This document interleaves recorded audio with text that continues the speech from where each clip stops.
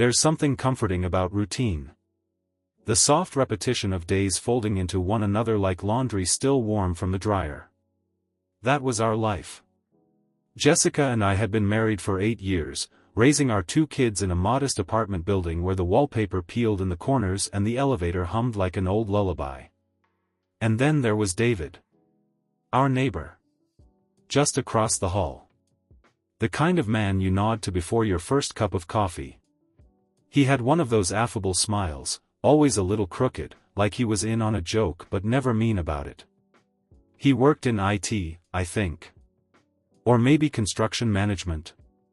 Something with spreadsheets and hard hats. The kind of job that came with odd hours and an easy tan. The kids adored him. He was Uncle David by the second month we moved in, not because we asked him to be, but because he showed up. With sidewalk chalk, snowball fights, cups of cocoa on winter days. He had this way of talking to them that made them feel like they were the only people in the world. Emily, our oldest, followed him like a shadow. Jessica said he reminded her of her brother, if her brother had been less flaky and better with kids. She laughed more when David was around. Not the big, performative laugh, but the quiet kind, the one that slipped out before she could stop it. At the time, I was grateful.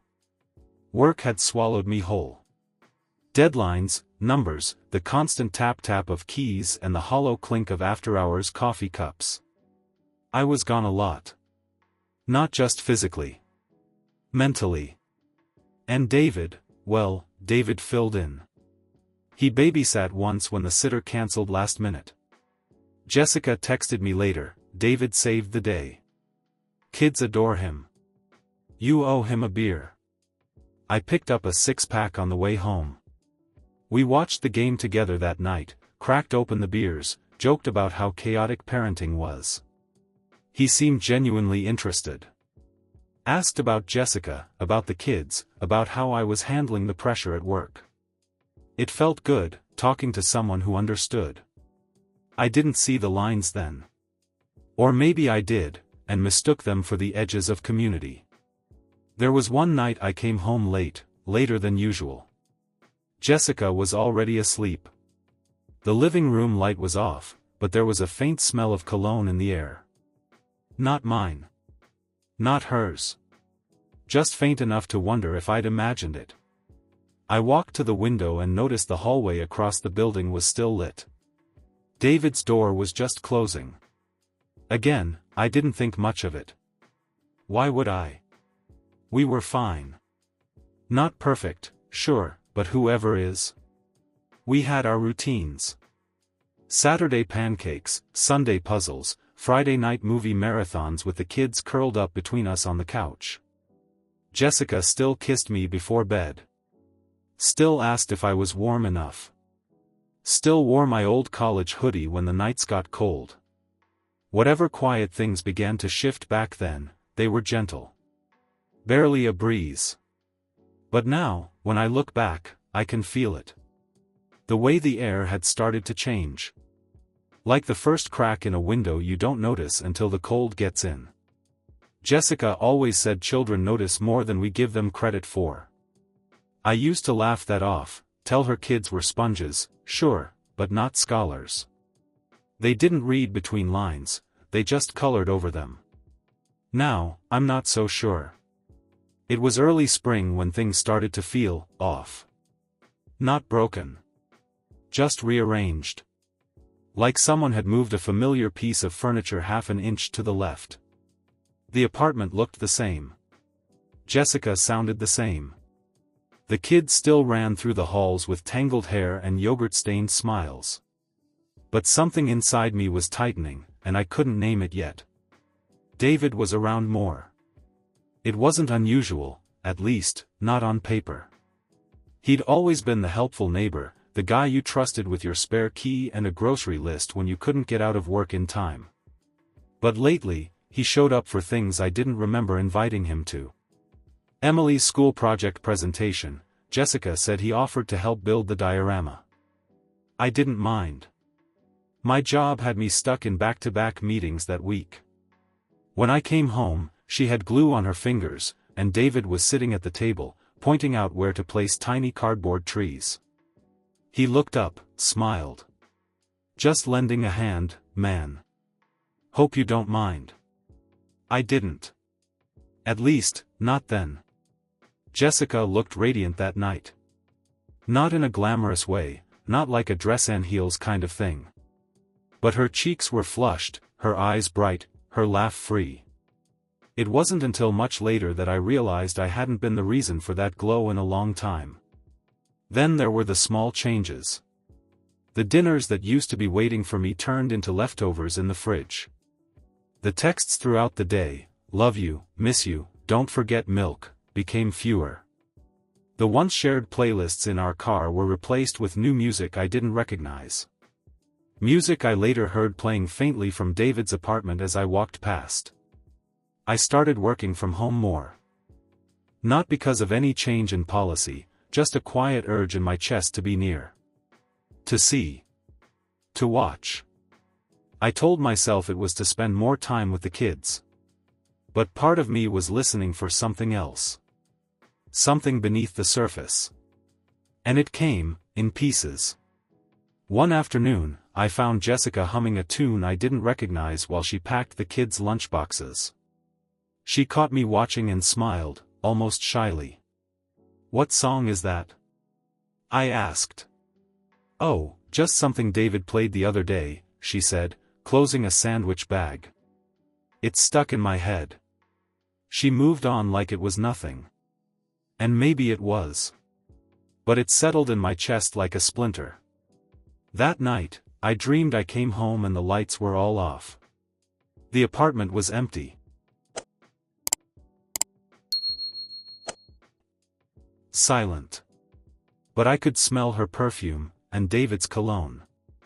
That strange blend, familiar now, like a scent I couldn't wash out of my clothes. I woke up sweating, the sheets tangled around my legs. In the morning, I told myself I was being paranoid. We were fine. She still kissed me goodbye. Still laughed at my terrible dad jokes over breakfast. Still sent me photos of the kids being ridiculous, Emily with peanut butter in her hair, Jake wearing underwear as a cape. But the photos stopped including her. No selfies. No goofy smiles from behind the camera. Just the kids. As if she was becoming the narrator of our story instead of a character in it. And David?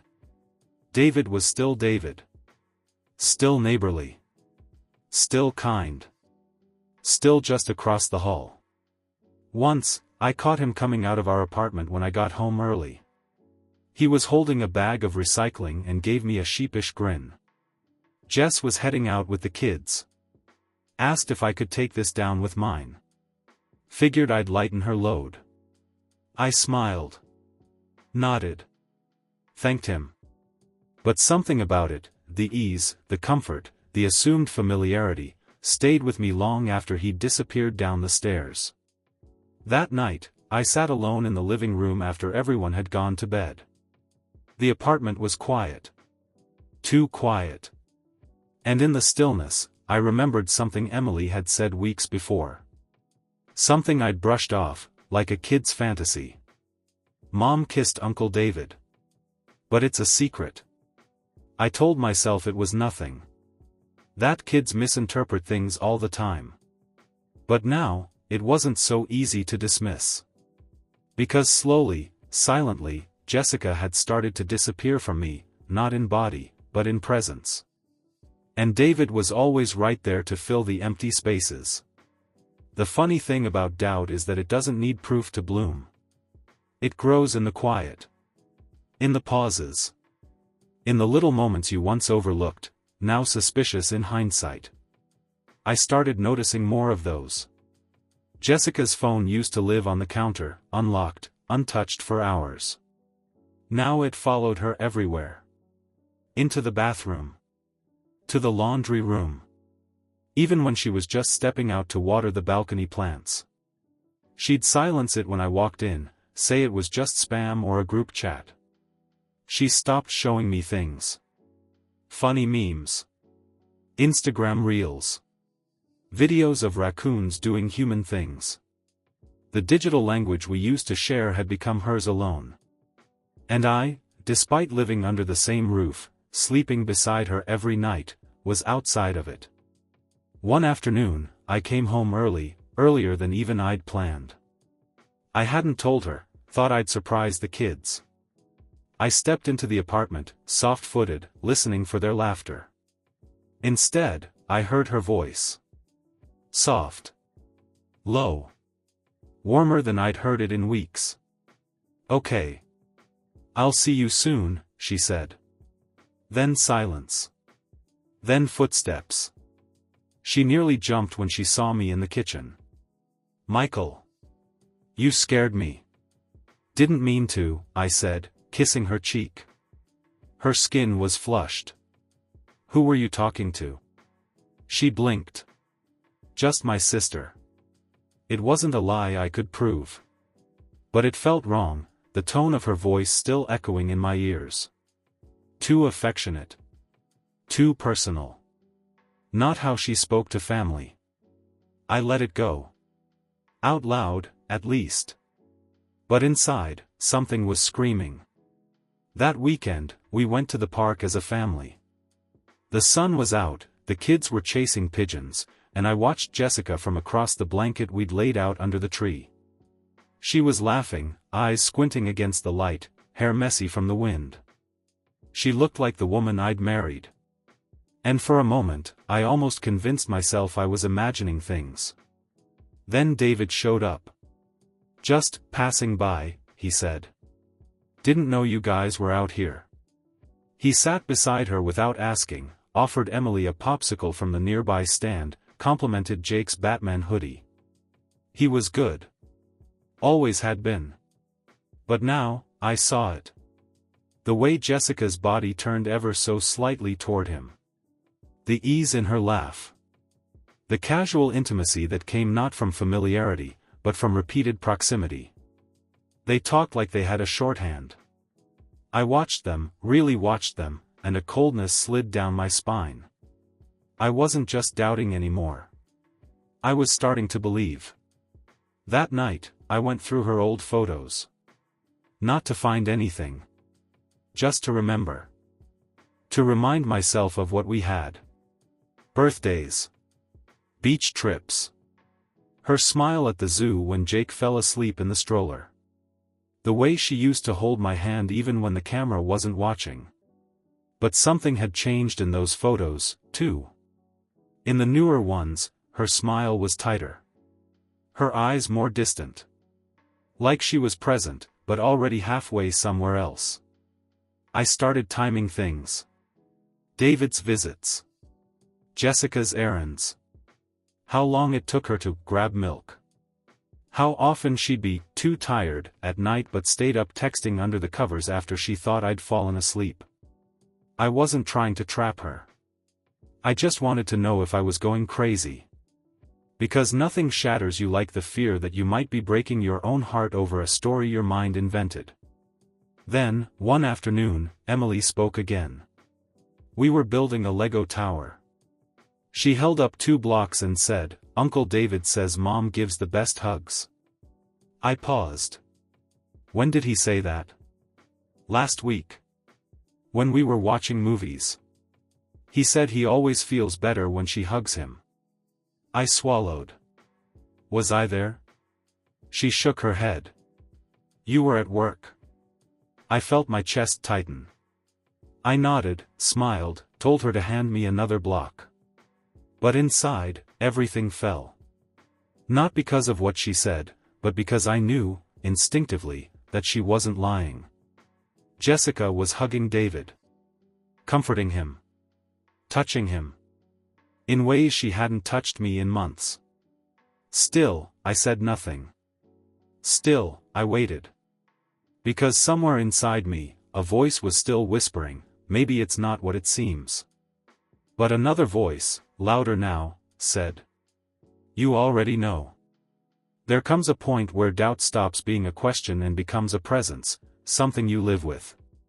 It sleeps beside you. It stares at you from across the dinner table. It walks with you through the apartment, brushing against your skin like static you can't shake off. That's where I was now. Jessica's distance wasn't a mood swing anymore. It wasn't the exhaustion of motherhood or the quiet spells we all fall into. It was something else. Something shaped like absence but dressed in routine.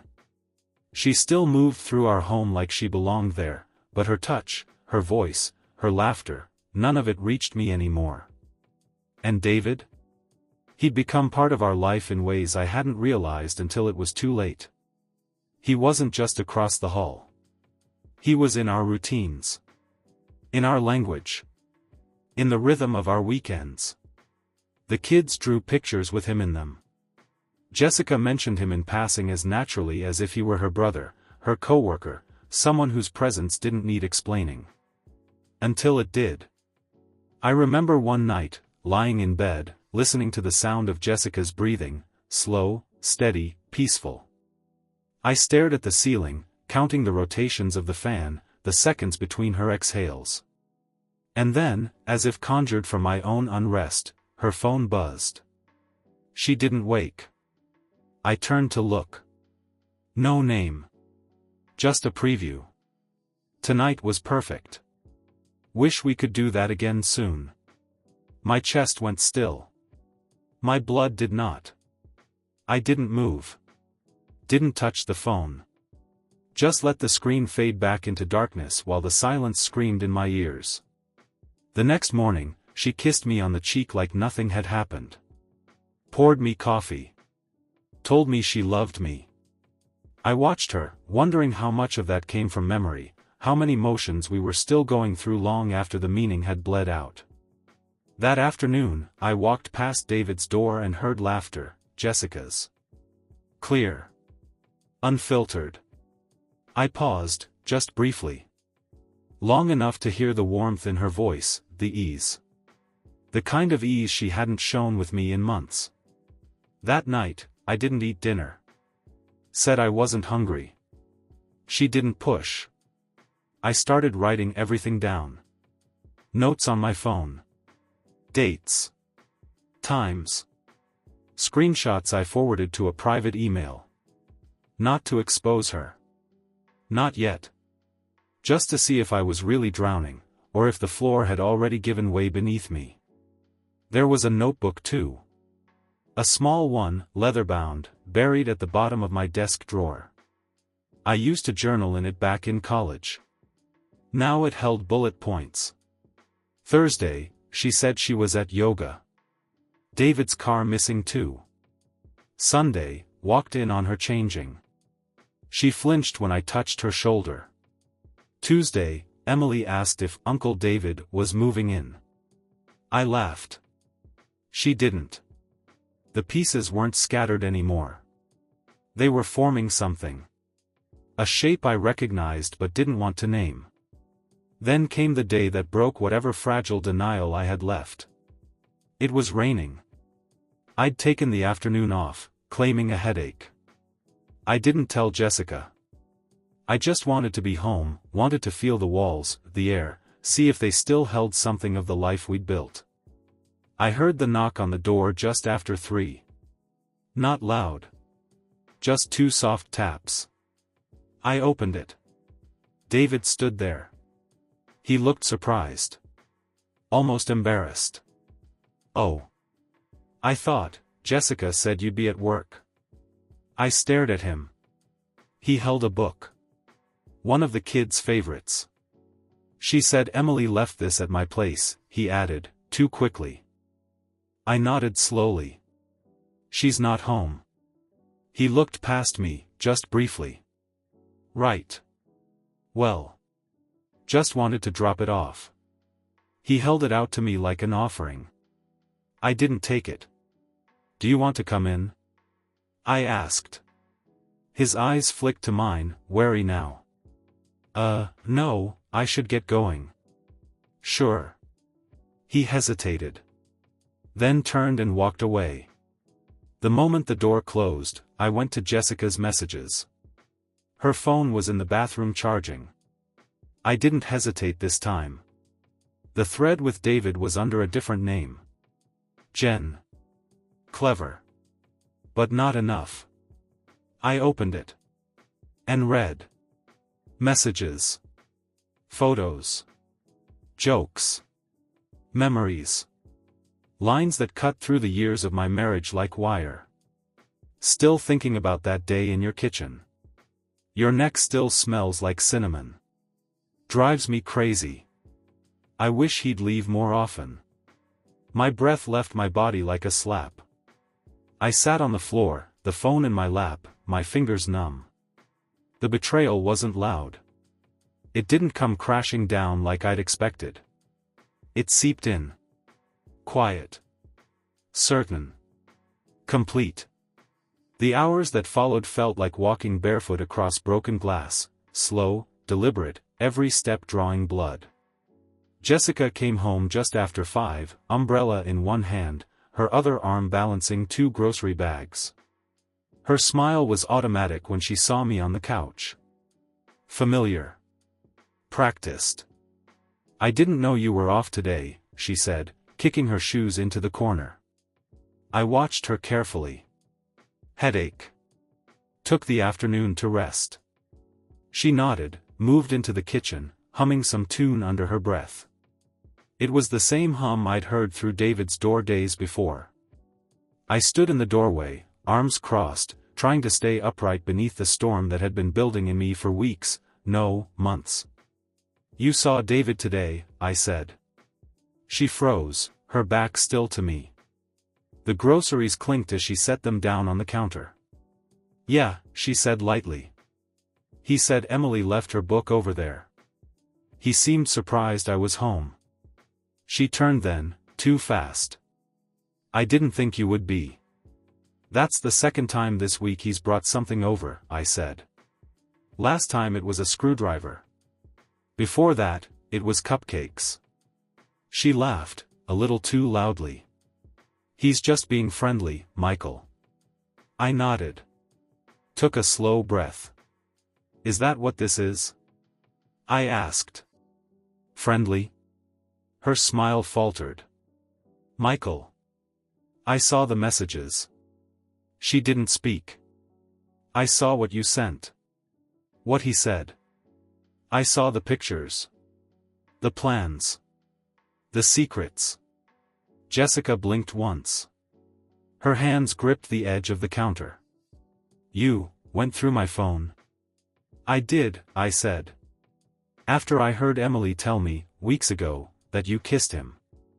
After I started to notice how much you changed. After you started silencing your phone every time I walked in the room. After you stopped looking at me the way you used to. The room filled with a silence that hummed like static. She didn't deny it. She didn't fall to her knees or sob or scream. She just exhaled. Like something heavy had been pulled from her chest. Michael, she said quietly. I didn't mean for it to happen. No one ever does. It started, small. I didn't even realize what it was at first. Just, talks. Jokes. He listened. He made me feel seen. I asked bitterly. Wanted? She flinched. Yes. I was right here, Jessica. Every damn day. Working. Providing. Loving our kids. Trying to hold it all together while you, what? Fell in love with the guy next door. Her voice cracked then. It wasn't love. It was escape. That makes it worse. She wiped at her eyes, frustrated. You stopped seeing me. You came home late. You didn't touch me. You didn't ask how I was doing. I thought we were tired. I thought we were a team. We were, she whispered. Until we weren't. I stepped back, stunned at the finality in her tone. You let him into our home, I said. You let our daughter call him uncle. You sat beside me at dinner and smiled like nothing was wrong. I didn't know how to stop. I nodded slowly, as if trying to understand a language I hadn't spoken in years. Emily knows, I said. Not everything. But enough. Jessica's face broke at that. God. She asked if David was moving in. She covered her mouth, shaking her head. I never wanted her to get caught in this. Well, she is. I walked to the door then, pausing with my hand on the knob. My voice came quieter this time. I don't know what happens next. But I know I don't trust you anymore. And I don't think I can live in a house where the walls know more about my wife than I do. Jessica didn't stop me. She stood there, in our kitchen, surrounded by the sounds of a life we built, still echoing, still breathing, but already burning. I didn't slam the door. I just left it closed behind me. A week passed. I moved into a small apartment 10 blocks away. Just a bed, a dresser, a folding table with 2 chairs. No framed photos. No echo of a life once shared. It was quiet in the way grief is, not loud, not chaotic, just heavy. Constant. Jessica didn't call.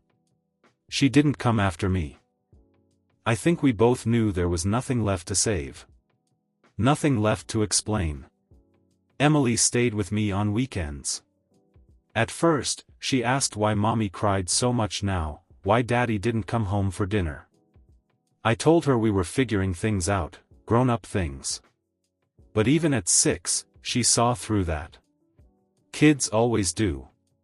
One night, she looked up from her coloring book and asked, "Did you stop loving Mommy?" I swallowed hard. "No," I said.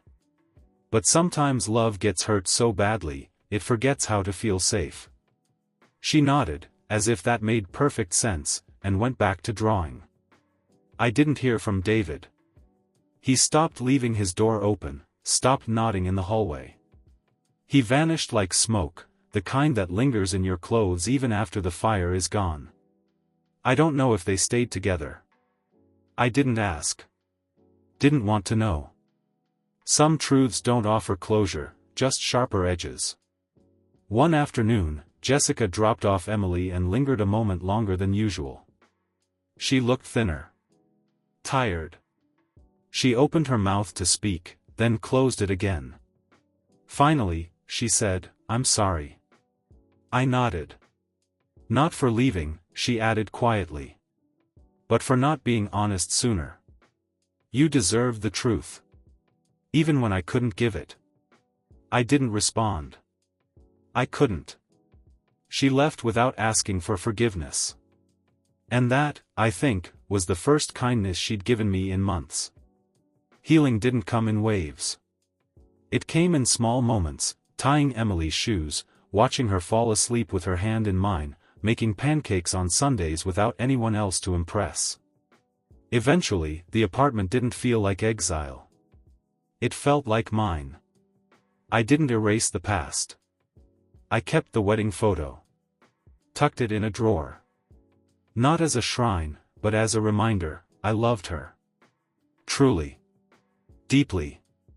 And I would again, someone else, someday, when the pain turned to memory instead of scar. But for now, I let the silence stay. Not as punishment. As peace. Because some endings don't need closure. Just distance.